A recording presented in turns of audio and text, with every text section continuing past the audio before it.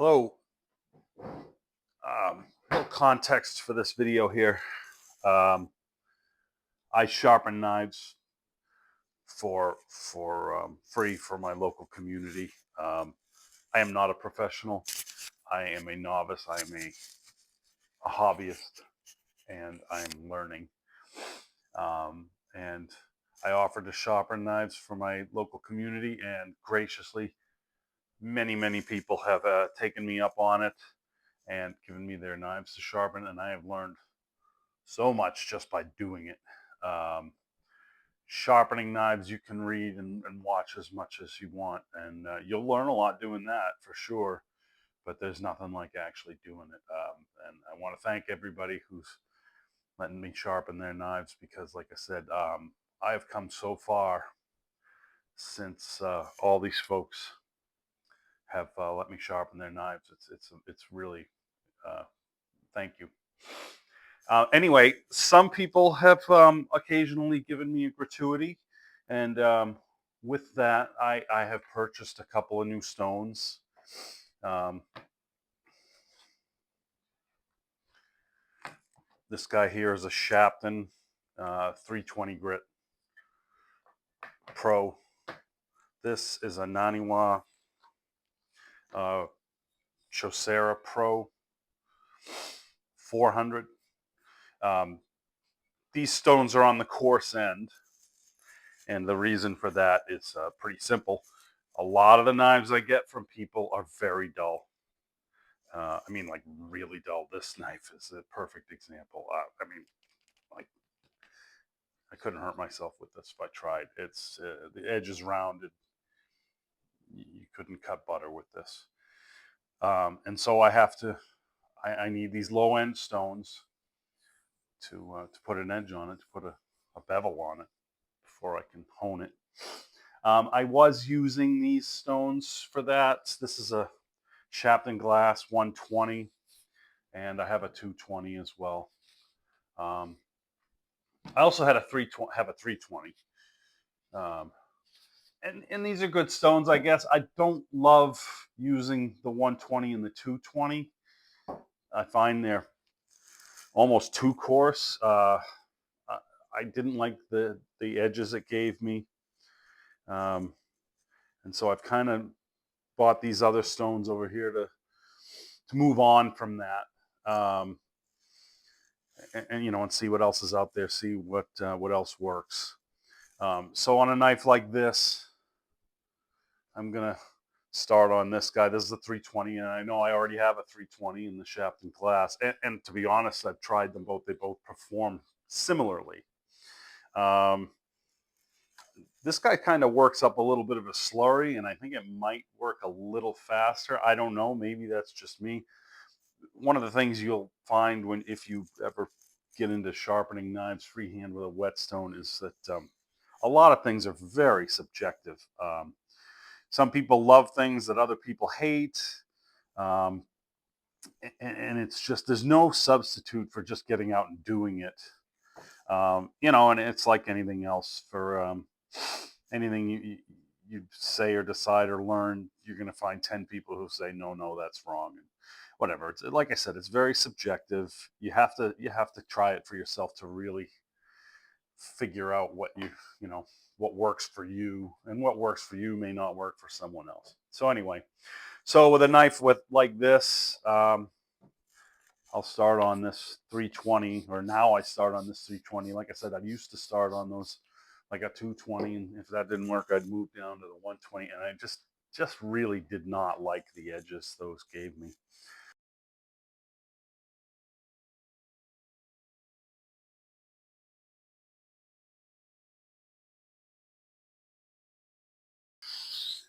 And there's so many factors when you're doing this, um, like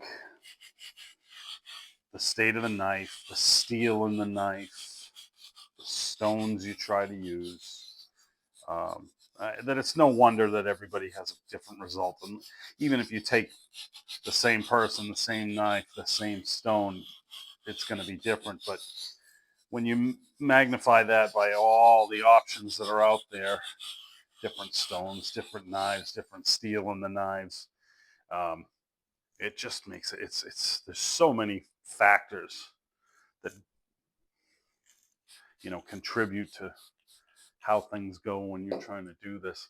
And I know this probably isn't exciting to a lot of people, but it's like anything you do for a hobby. It's you're really trying to learn all you can about it and get good at it.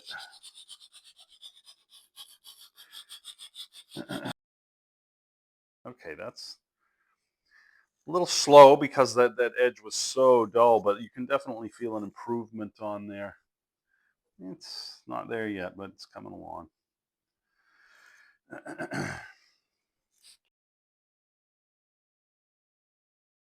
These coarse stones tend to be much less expensive than the finer stones, which is good. Um, they're really workhorses for when you're getting a lot of these dull blades. You spend a lot of time on these coarse stones.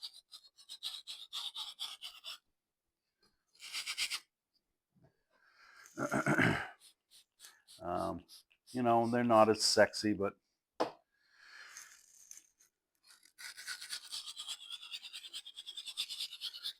this is where you're kind of going to set the stage for all the honing and polishing you do later. If you don't get a decent edge, a decent bevel, I guess is the correct term, at this stage, you're not going to be able to get a nice hone, a nice polish, a nice sharp blade when you're done on the finer stones.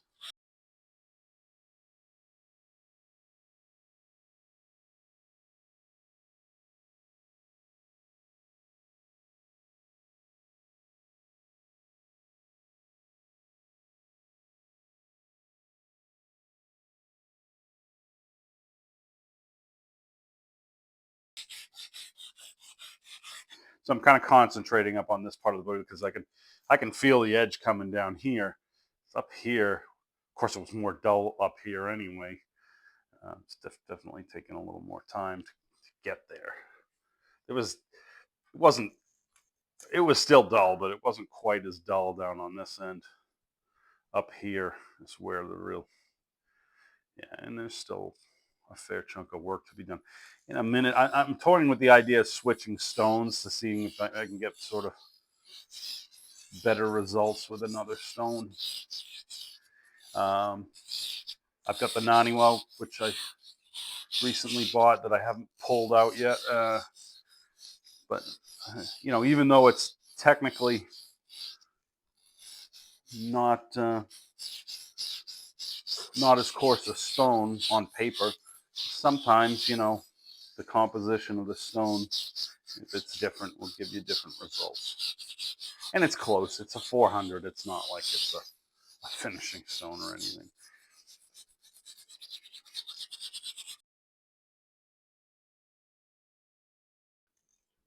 I don't know if you can see that. I write on the side so that I can look at it in my retired eyes. And this stone is, like I said, it's a 400. The previous one was a 320. It's not a huge difference, but the feeling of these two stones when you sharpen on them is like night and day. I mean, this is still a coarse stone, but it, that other one is scratchy, very, very abrasive. This one feels almost velvety by comparison.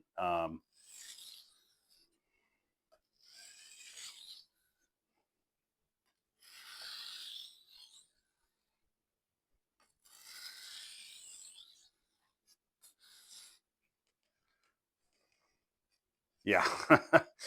Boy, maybe I should have started on this one. That is just amazing. Uh, I mean, there's a not quite yet up here, but down here, that's a workable edge. You could put this in someone's kitchen, and they're going to be able to cut just about anything they need to with that already. Even when I get a reasonable cutting edge on this, I'm not going to give up on the finer stones. I'll go through and I'll you know polish it up, hone it up, see how sharp I can make this knife get. I'm not going to go, probably not going to go to a 10,000 grit stone or anything like that, because an edge like that is almost too fine for kitchen work. I hate to compare stones, because I mean, I find that every stone I own has a use, has a job. Um, so like, just because this stone seems to be working better on this knife, I wouldn't want to say that that other stone isn't. In fact, I've had knives. That was weird.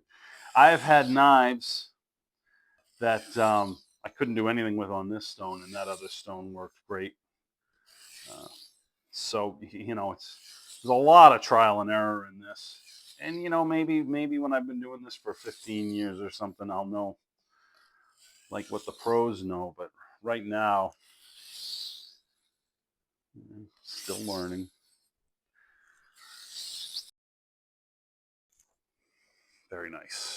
Very nice indeed. Definitely coming along. Yeah, that stuff I did earlier with this knife, I wouldn't do that now. Now I'll cut myself with this if I do that, and that's good.